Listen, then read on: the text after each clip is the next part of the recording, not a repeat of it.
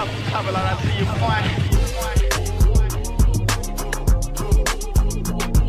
boy. Welcome to another episode. I am V, and this is the Sussex Set. Welcome to episode 89, a short little punchy episode before Thanksgiving, and I am so glad you came back to hang out with me. If you are new to the pod or the squad, I surely would appreciate it if you took time to leave a review wherever you listen to your podcast. That helps people to find the podcast. And also, my friend, if you would like to engage with me on a deeper or real-time level, you can find me on Twitter at Meghan Mood, Instagram at Sussex Set, and on YouTube where things can really get cracking, youtube.com/Sussex Squad, and that will get you to my channel.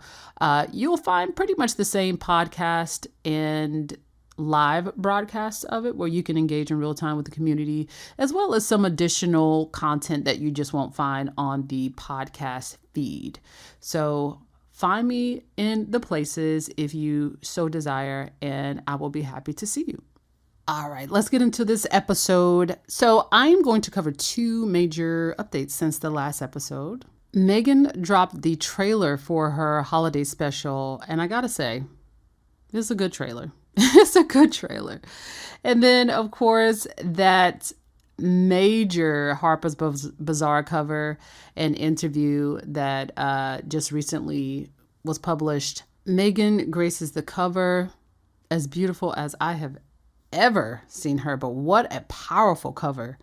And she gives a little bit more insight to her home life as well as her ventures, her business ventures that she's really just going full force into. And lastly, I've been thinking a lot about Meghan's ability to turn the challenges that she's had or the pain that she's experienced into power, and related to her, but relatable to all of us. So I just wanted to talk about that as well. Can I do that? Are y'all here for that? I'm not trying to get on no soapbox, I promise you.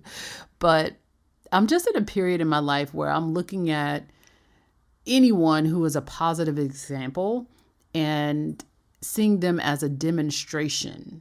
And what I mean by that is, we live in a time where people are like, we're all just kind of talking at each other a little bit. And I try not to necessarily do that.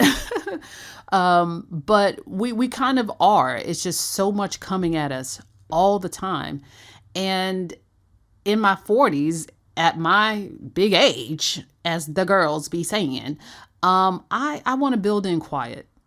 I want to build in space. I want to build in room to think, and in doing that and like deliberately trying to do that and incorporating that, I look at people who are examples that are similar to not necessarily what I want to follow, but they demonstrate qualities that I want to develop in myself or deepen and maintain in myself, And I think Meghan is such an example for how you can simply put your best foot forward, not to sound cliche, but to demonstrate your power in a way that you don't actually have to talk to anybody. You don't have to say anything to anyone and tell them how you're doing it. You're just going to show them how it is done for you on your path. And I think that's one of the most effective ways to help someone as opposed to telling them. It's really the best way to show the world, lovers and haters alike, that you meant what you said you were going to do because you have done it. Meghan is the best example of that I have seen, simply because no one would blame her if after she left the royal family, she just folded. That's not in her makeup. But if she decided that she was done with public life after having gone through that, nobody would blame her. But she's so committed to living in her truth on her path, whatever that looks like for her at any given point, which we all are, that you can't help but to respect the fact that she's going for it. Whatever that highest personal ideal is for her, Mama's going for it. So let's get into her Netflix bag, because she got a bag and another bag. Okay. And shout out to Netflix for standing behind the Sussexes and supporting them. Because, wasn't it just so interesting to see people just write the obituary on their Netflix contract after that first year? And, oh, well, they're losing money. And Netflix was like, oh, and by the way, we're going to go ahead and renew our deal with Harry and Meghan and give the girl a Christmas special. So shout out to Netflix. I have never canceled my Netflix subscription from the moment I had them, from the time that I had them. Just one of them things I've forgotten about, actually. But Netflix, Christmas with Meghan, December 3rd. Can't wait for that. I saw the trailer on her Instagram. I was like a day late. I didn't even realize it dropped. And that's just how busy I've been. And I was like, well, go ahead then, Meghan. Go ahead, Miss Meghan, Miss Lifestyle, Miss, I don't want to say Miss Martha Stewart for the new age, because she's her own thing, but I love Martha Stewart. And I think if any example is there to follow, that's a good one. I'm sure Martha Stewart has done many a holiday special. But it is now Meghan's world, and we are all just living in it. I love the holiday season. It's about finding time to connect with the people we love. In the trailer, it shows what she's going to be focusing on in the special. Looks like some gift wrapping, cooking, of course, and just other holiday rituals, maybe traditions that she and her family share. They love to share kind of their new traditions that they're forming as a family, which is so sweet. And some notable people. I got so excited to see Naomi Osaka as a tennis fan. But I believe she and Harry and Meghan work collaboratively. I think they appointed her as something.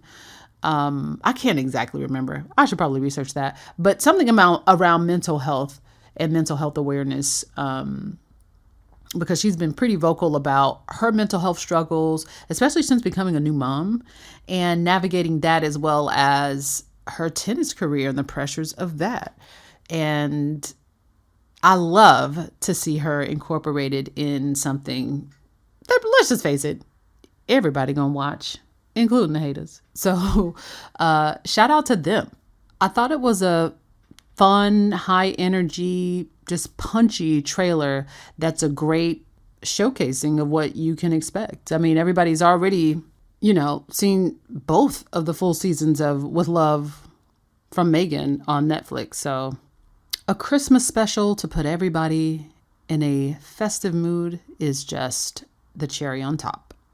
Side note, and kind of a tangent, can I just say, as I'm thinking about it, you know how they're always trying to make a big deal out of the Christmas special or whatever it is at I don't even know what they call it, at Westminster Abbey every year, and they make a whole big deal out of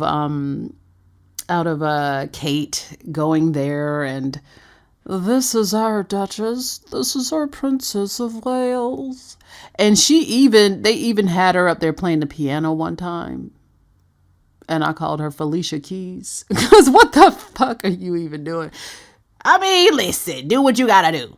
But I love the fact that Meghan has a repeatable, replayable Christmas special that all her haters can watch over and over, girl. It don't even gotta be the Christmas season for you to watch. And you gonna watch it regardless.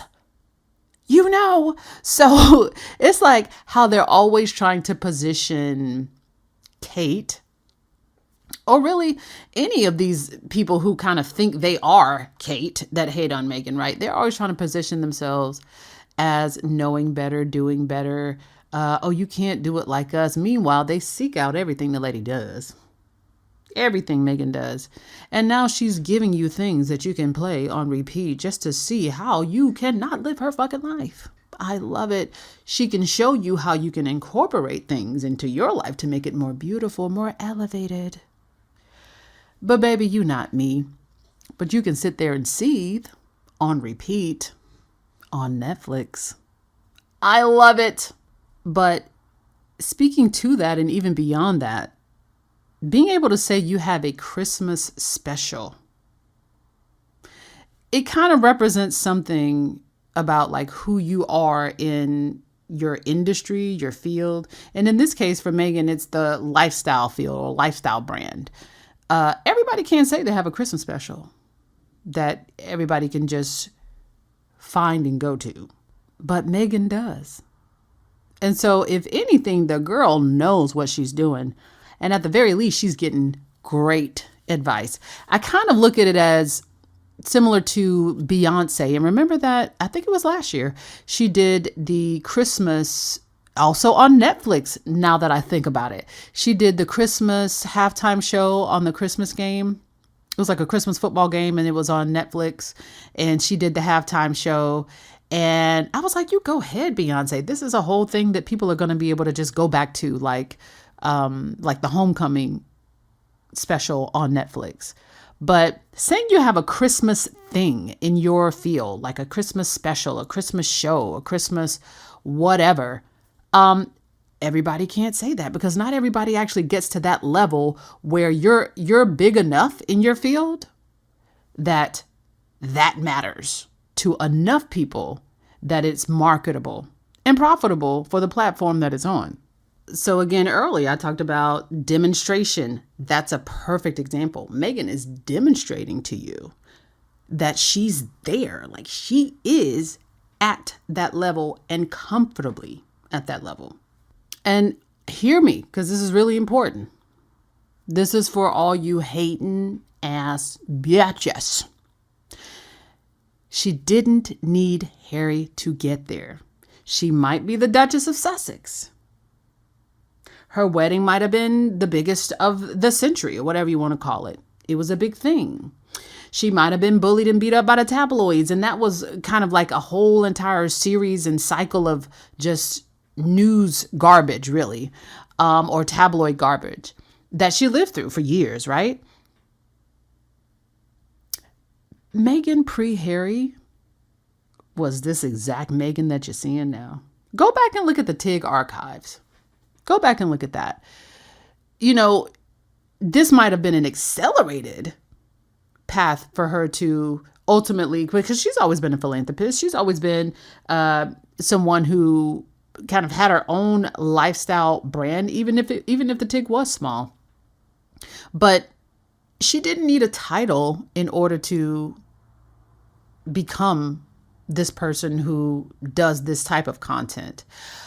I think that even without the title, even without Harry, I think Meghan would have eventually built whatever she is currently building in some form or another, because all of the things we see her sharing are things that were important to her before Harry knew she existed, because we always knew Harry existed. But before they became a couple, before they became the Sussexes, Meghan was always doing the things that were important to her.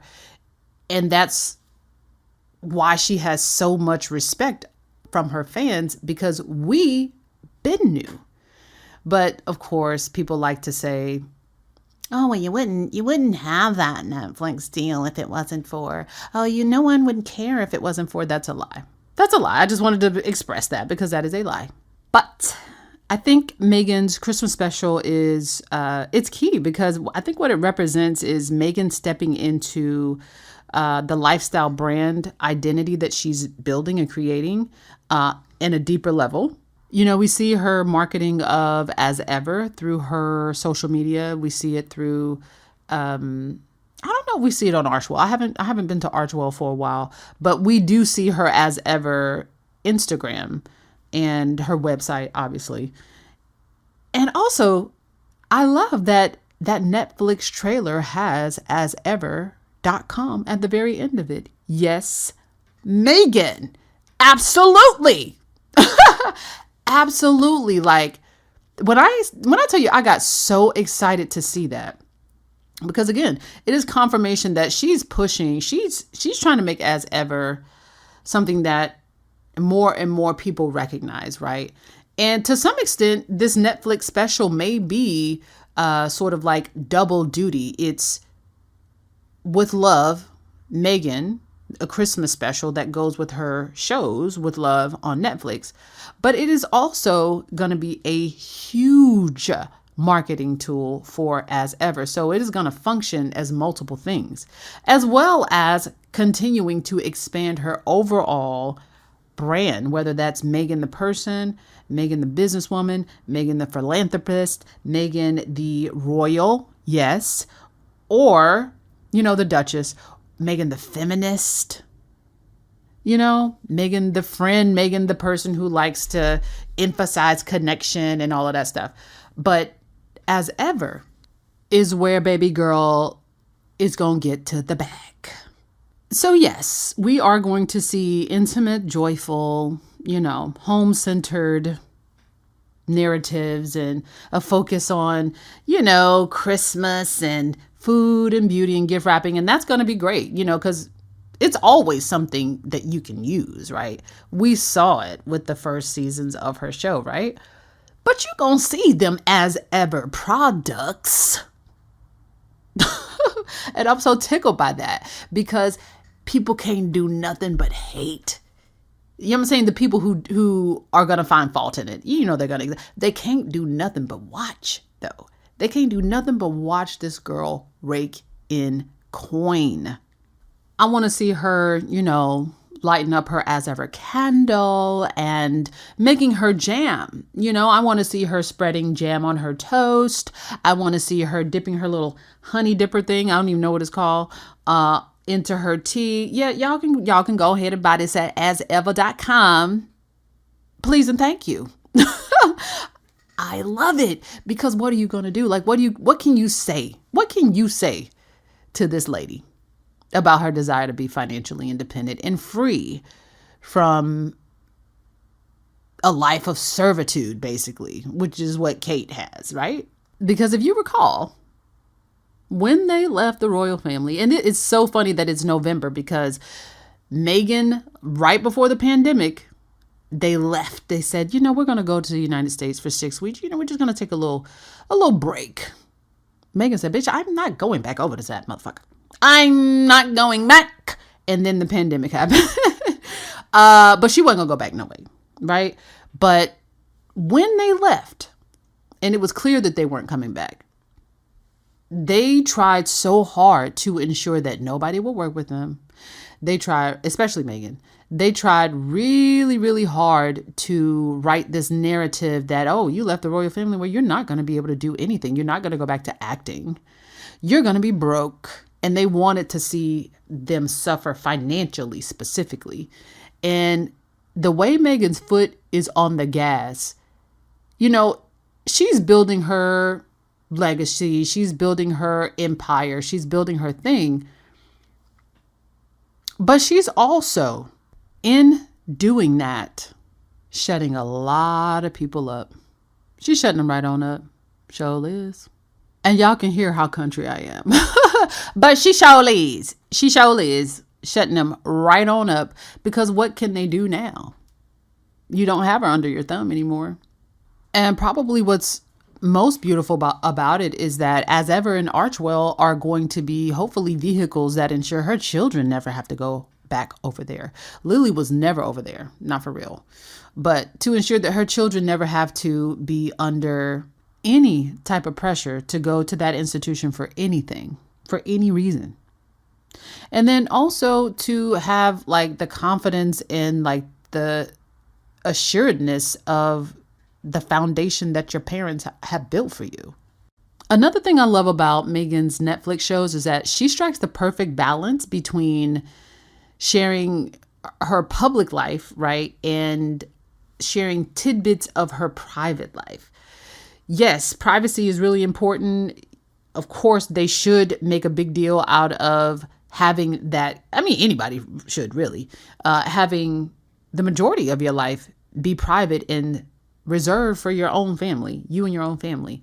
But in a show like this, special or not, she shares interesting little tidbits about, her kids and her family and just more insight about or insight into how she goes about her daily life, or whether it's just entertaining or again, business building. She's in founder and, back into that content creator mode.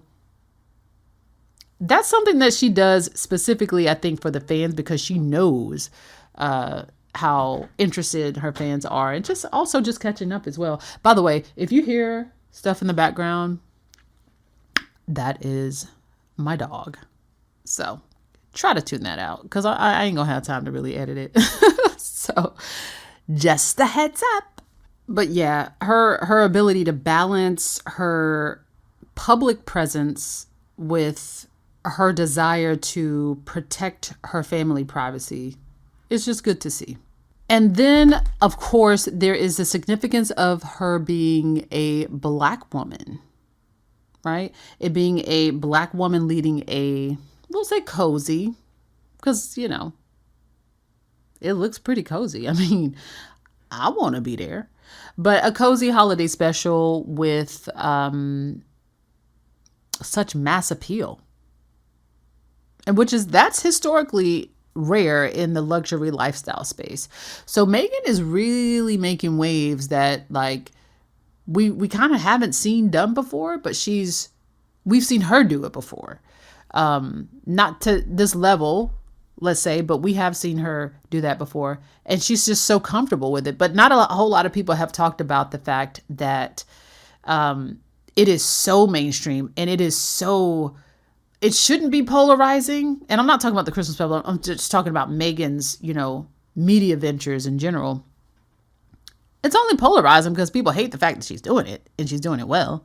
But that she's a Black woman, a woman of color, doing it well and making an impact and impacting people all around the world in ways that they just simply cannot stop. So make sure you watch the Christmas special December 3rd on Netflix, because I'm damn sure going to be watching, and I probably will watch it a couple of times. I'm glad it's early in December because, the girls need a little Christmas cheer. It's real dark out here. It's real dire out here in these streets, and just take me away for an hour, Meghan, please. All right. And next on the docket, we have Meghan on the cover of Harper's Bazaar. Get a girl a round of applause, y'all. Because first of all, she looks incredible. She's wearing a black suit and the blazer. It's by Dior, but the blazer, it looks like flower petals.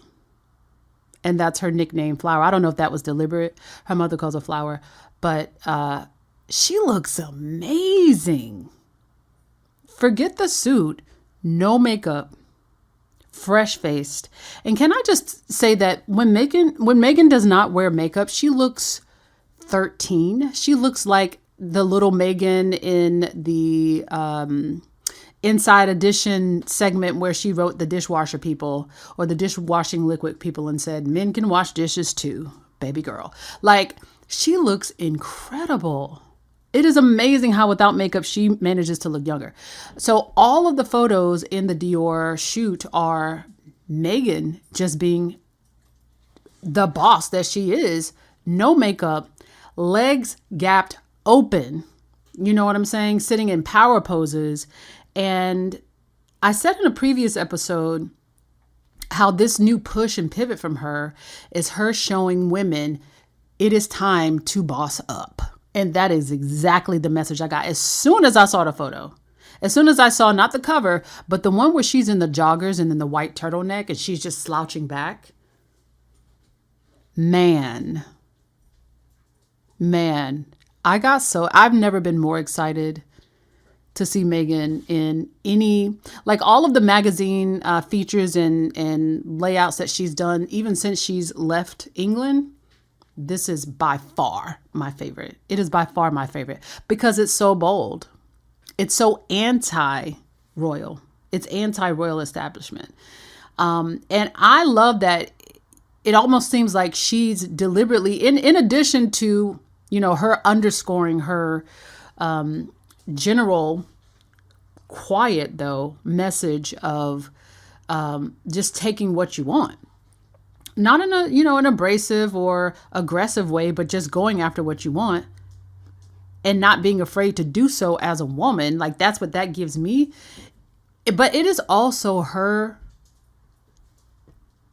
saying, I don't care what y'all think. I don't care what that specific group of people think. You royalists, you loyalists, you don't pay my bills, you don't feed my kids, and your opinion just does not matter here. From the top all the way down to the poorest peasant in that bitch. She reminds me of a woman, and this is just like an example that I'm making up, right? But she reminds me of a woman who leaves an abusive relationship with a man, right? She leaves him because one day, she asked him for money. And not saying she asked the royal family for anything, but the royal family in this case is the man. But not saying she asked them for anything, but he said, I have everything you need, everything we need. You don't need anything else. And then she asked for just a little bit of something extra. Maybe just for her own peace of mind. It's likening a woman asking her husband, like a housewife asking her husband for money. And he say, what for? What you need that for? And then she leave his ass and say, bitch, I ain't gonna never be broke again. Because I will not be living like this. That's what this Harper's Bazaar gives me. Like, I feel like the Harper's Bazaar feature is like, and I mean the visual of the Harper's Bazaar feature. It's like the visual representation of the journey that she is on. Like, visually, she's coming to you as her. No makeup, no, smoke and mirrors. It's just her. You're gonna see her face. You're gonna look into her face and tell her that she can't do it. And she's gonna look right back at you and say, watch me. Like, that's the energy that this gives me, right? And I see why they mad. Like, if you're a Meghan hater, man, this is not a good time for you. Like, really. And the bad news for y'all is she does not appear to be going away anytime soon. I love that for me, though. But in the interview, she talks about boundaries in public life. Very important. Just mistakes and learning from those mistakes. She talks about her relationship with Prince Harry, which was so beautiful. The way that she spoke about the way that he loves her. Ooh, girl, I know the girls was in a tizzy with that one. And her work and her identity. First of all, she has like an ironclad work ethic. Is so evident. And it has been throughout her whole life, her entire life. There's a lot to be learned about Meghan, even as a youth. Like, the information is out there. There are her teachers at her high school. And a lot of it, you do see some of the background in the Harry and Meghan docuseries on Netflix. But she's never been afraid to be seen, to be heard, to be known from the very beginning. And that I have to give full credit to Doria Ragland. Gotta give credit to that lady. Because I feel like that type of confidence, I mean, if it's nurtured at a young age, then it's like the sky is the limit for you. Because there's not a whole lot of self-teaching that you need to do in adulthood. You just have to go back to your foundation, which really, when you think about it, and now that I'm kind of talking about it in that context, that's what saved her life. That's what saved her life, is that foundation that Doria set up for her as a child. That's what saved her life when she was in England. Some of the things she talked about specifically were her role as a mother and how that's front and center in everything she does, as we can imagine, and how she loves seeing Archie and Lilibet take risks as they're getting older. She talked about the playfulness of and childlike wonder, I believe was the phrase, of her husband and how he always has her back. What I love is the fact that, speaking of demonstration, Harry has demonstrated that without her ever having to say it. And it's only so far into their marriage, her even uttering the words, we've all seen it. I love that for her. That man said, "Deuces, England," and then wrote a best-selling memoir, the best-selling of all time, and sang her praises like she was a goddess. Do you understand? That man has her back. And I love that for her because every good woman deserves that, you know? She talks about how his love for her is intentional and that no one in the world loves her more than her husband. Those are her words. And how beautiful is that? Like, truly, how beautiful is that? Do you know what I thought when I heard that, when I read that quote? Yes, they have been through a lot. Yes, they've demonstrated their love. Yes, they clearly love each other. But I think Harry, like the way he loves that lady, I think that's an acknowledgement of his mother. Maybe acknowledgement is not the best word, but I think that's him standing in his mother's legacy, but also giving his own wife what he knows his mother deserved from his father. What she wanted, because Diana was very verbal about wanting Charles's love after it became very public that A, that he was cheating on her, and then B, that they got divorced, you know, but she spoke about it after the fact. And he loves Meghan down as a way to honor his mother. That's what I personally believe. Like, I don't know, not for real, but like, can't you see that? You know what I'm saying? Like, because Diana, she's a part of their lives as well. They talked about that in the Harry and Meghan docuseries, how, they talk to their kids about Diana, and Meghan wears the aquamarine ring sometimes. That was Diana's. And they so beautifully, seems like, incorporate her in their lives already. But love being the glue, it just makes sense. Meghan talked about her influence and what she chooses to do with it, how she chooses to use it. But at the same time, rejecting the idea that she's just a public figure. She says she sees herself as a creator and a founder, instead of just someone who is the face of a brand. And of course, that tracks because she is an artist. Meghan is an artist first. And then in terms of business building, of course she's going to be hands-on because she's the type of person, I think increasingly so many more people are. When it comes to you sharing your business with the world, you want, and increasingly you need your business to be a reflection of you. It needs to kind of have your fingerprints all on it because we live in an interest economy now. We're all living in having to take part in an interest economy.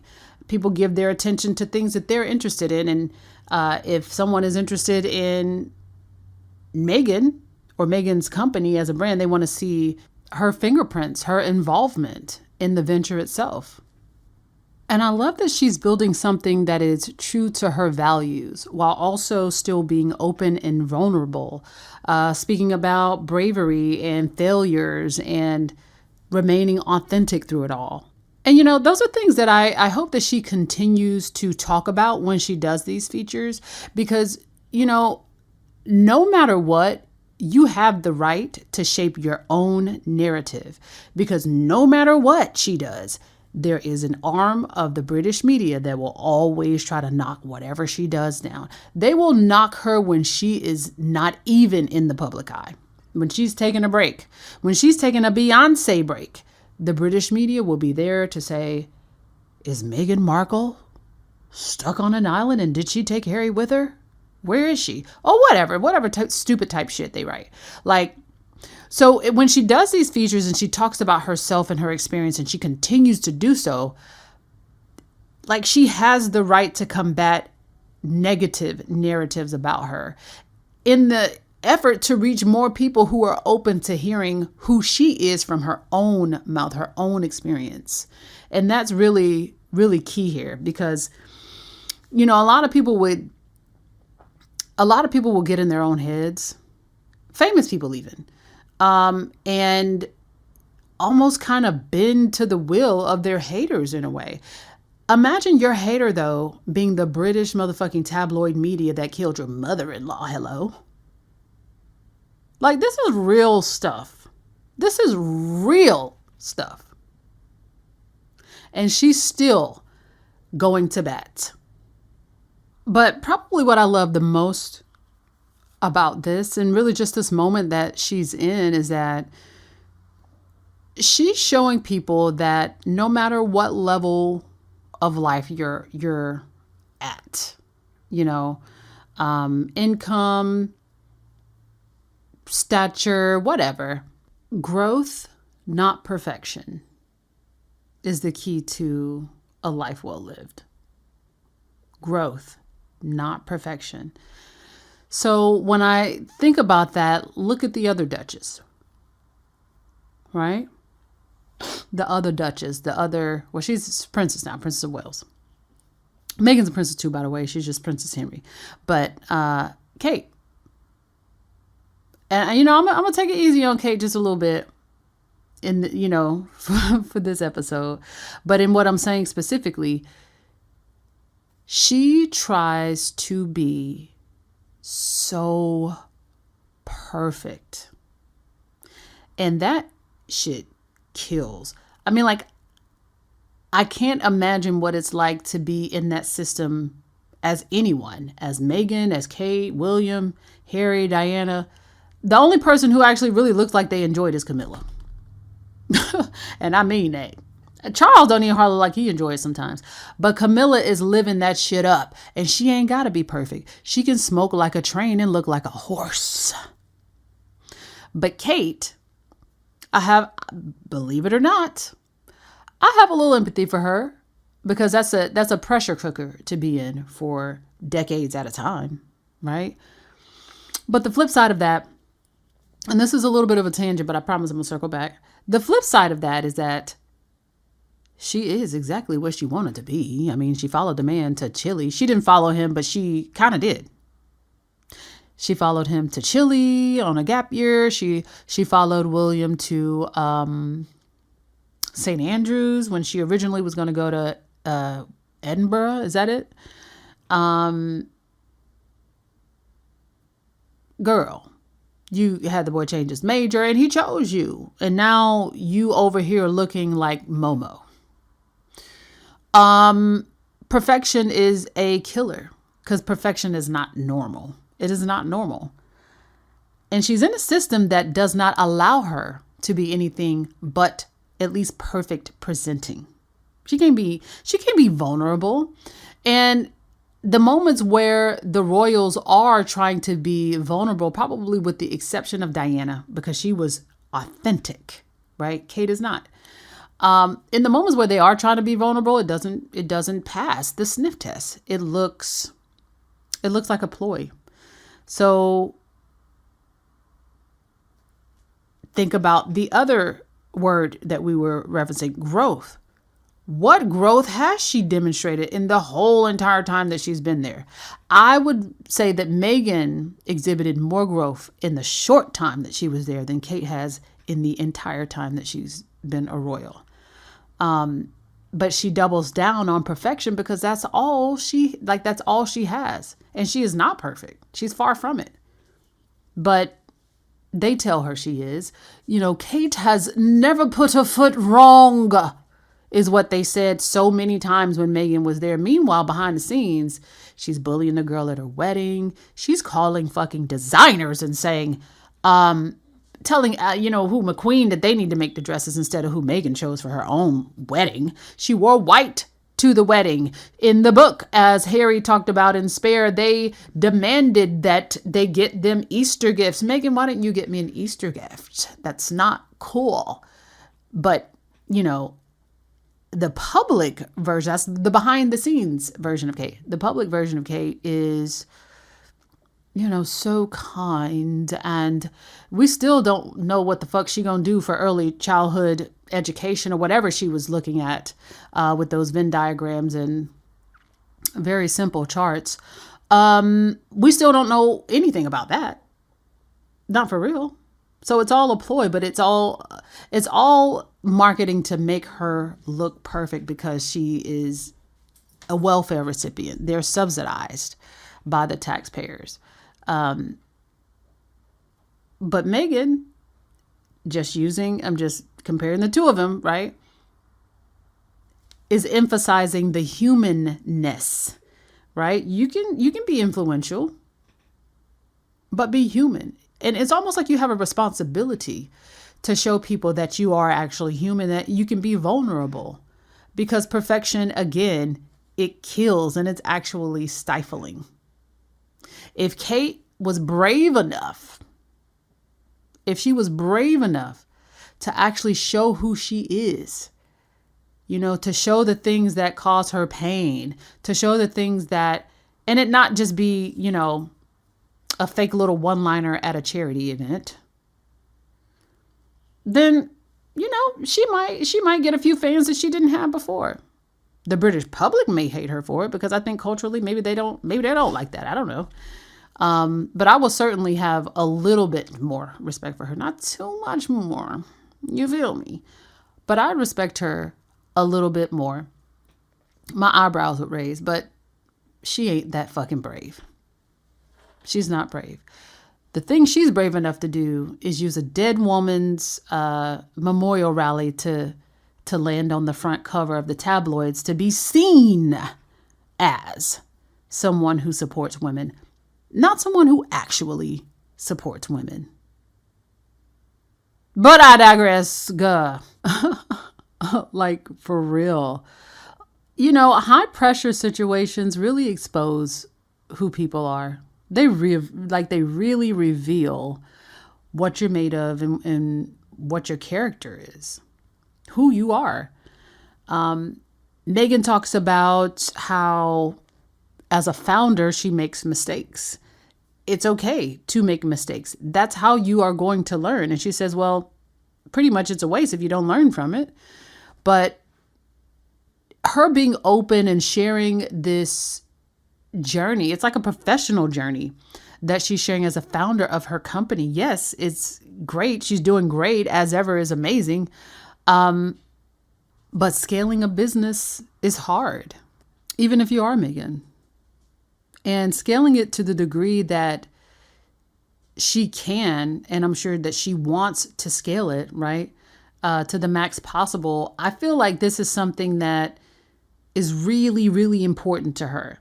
Some people found businesses with the goal of selling them, right? You start a business with the goal of basically flipping it. She's starting something that she wants to live beyond her own lifetime. That takes good advice on an ongoing basis. That takes continuing research and I'm assuming testing. That takes continuous effort, because the market is always going to be the market and your business is going to be impacted. So you got to know where you fall within that at any given time, even if you're Meghan.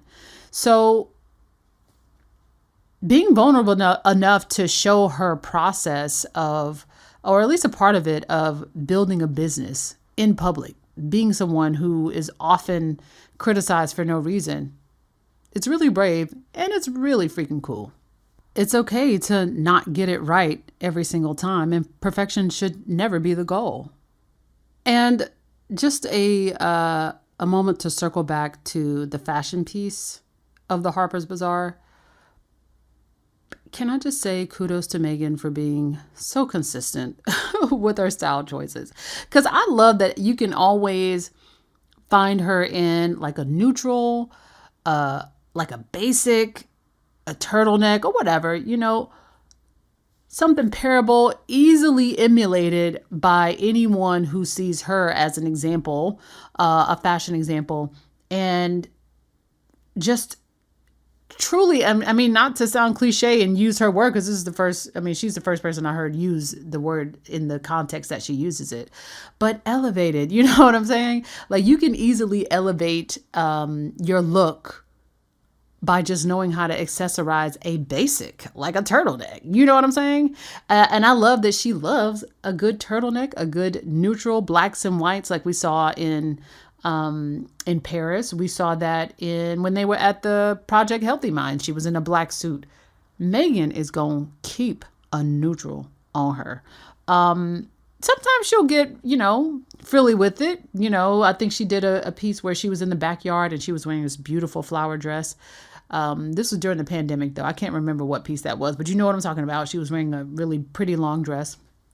But for the most part, when you catch Meghan out, and I like, again, in this, that she's actually, she's just in her neutrals. Like, that's just her thing. That's just her thing. I love that about her.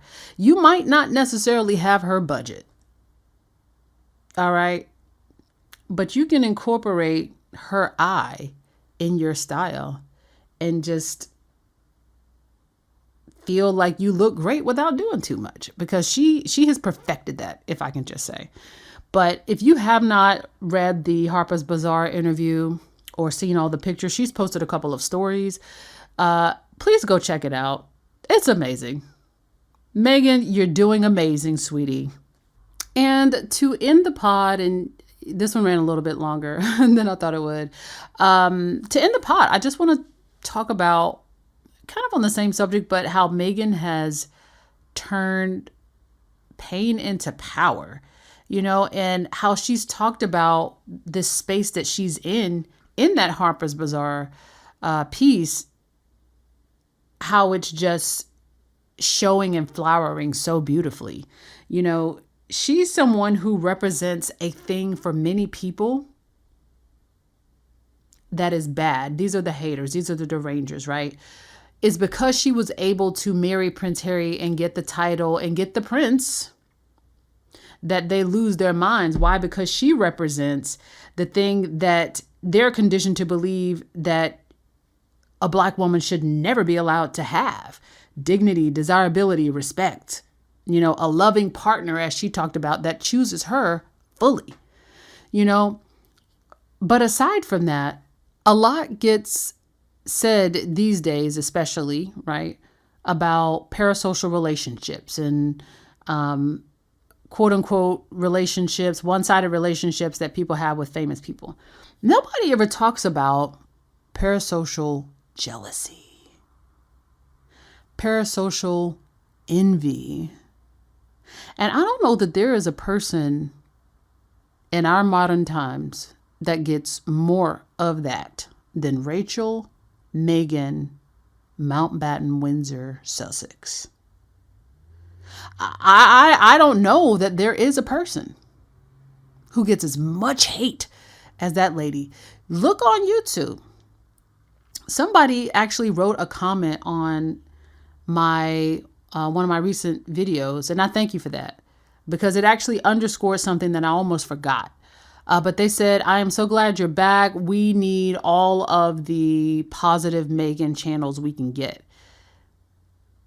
And that makes me really sad, because there are so many people who are committed, right, to trying to tear this woman down in their own sort of sneaky little ways, whether they're, monetizing a channel. We've taken some of them down ourselves. Kudos to us, right? But it's just like this, it's like this force of hatred.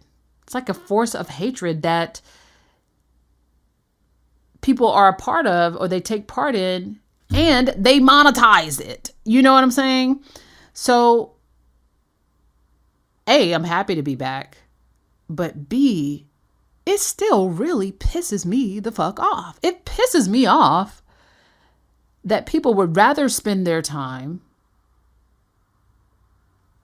trying to tear down and harm the reputation of someone who is just simply living their lives and trying to do good in that. And it's not that I spend a lot of time on that. Like, I don't go out and look for YouTube channels that are talking shit about Meghan. I do come across them.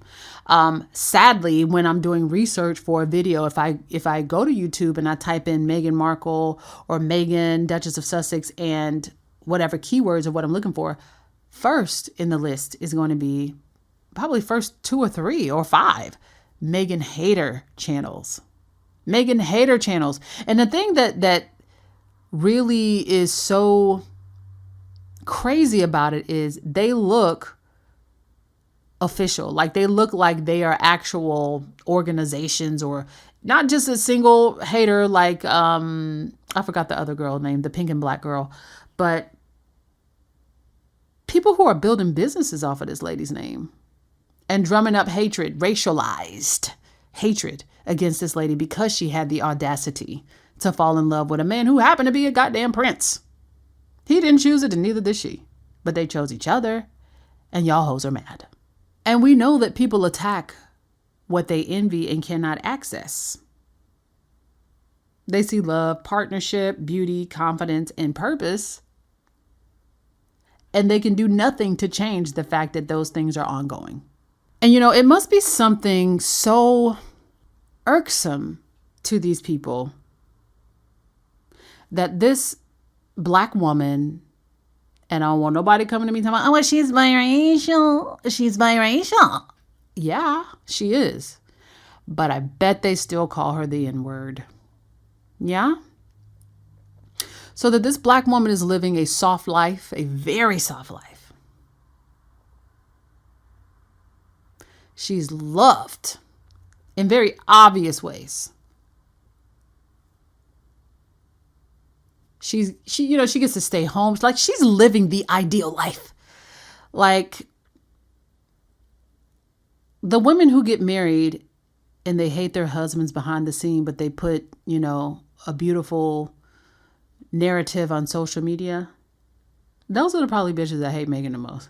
Because Meghan ain't got to lie. Meghan does not have to lie about how beautiful her life is, about how lovely her home is, because what a gorgeous property they have. And she works right by the kitchen at home next to her fine ass husband. It must make them so mad. Like, if and I feel sorry for them, but like, if you are someone who for some reason has like clamped down on this idea that she's public enemy number one, you got a lot of reasons to be mad. If you're an angry bird that's just upset that this woman is living her life beautifully. And this is despite y'all's effort to take her down. This is despite y'all's years long effort to take her out of this mug. Because y'all really tried it. Y'all did try it. But they failed. And they failed again. And so I would encourage all of you, anybody who's listening, and including myself, to learn from Meghan's example. No matter how someone tries to define you, categorize you, box you in, you define you. You define yourself. You write your own story. Nobody else has the right to do that, even if they think they do. They do not. Let me remind you that you have obligations and commitments that you must keep to yourself. Don't we often break promises to ourselves, what we said we're going to do, who we're going to be or become? And it's easy to break a commitment to yourself. It's easy to break a promise because who else is going to know? But in front of the world, this lady is keeping her commitments to herself. Yeah, when you have kids, oh, this is all for my children and everything. And it is, I'm sure, in part for her children, but you have commitments that you need to keep to yourself. And when somebody is trying to knock you off of that path, because it's hard enough to stay on it on your own. But when somebody is trying to knock you off of that path, that's your cue to get fucking mad and double down. Double down. Because again, nobody gets to write your story except for you. And you will only fail when you shrink because someone else is threatened by your shine. We got to let our joys be louder than other people's insecurities. Let our self-belief be louder than other people's insecurities or lack of belief in what we know we can do, you know? And Meghan just being this person who's front and center and doing it all in public is just astounding to me. It's really amazing, girl. It's amazing. But you know, that is about all I have for today. Dang, this was a long one. I appreciate y'all for being here. If you have not subscribed, definitely go ahead and give me a subscribe, if you please. And like I said, I certainly would appreciate any reviews wherever you get your podcast, just because it helps people to find me. And please share your thoughts on Meghan's evolution, like this iteration of her life that we're seeing right now. Like, I'm fully enjoying it. I appreciate that she's sharing it and being so public with it. And I'd like to know what you guys think. Like, what have been you guys' opinions over the last, I'd say like 3 to 6 months? Cause the girl been out here. She been outside. There were almost years where she was not outside. And so I believe that era is over. It's over and she has arrived. So let me know what you guys have been thinking, chatting about. And of course, make sure to find me wherever you see me or say hi wherever you see me. All right, y'all. Thanks for tuning in. Please take care of yourselves and each other. And if I don't speak to you guys before Thanksgiving, my American peeps, please have a lovely, lovely holiday with your family. All right. Peace. I'm a bad bitch. You can't kill me.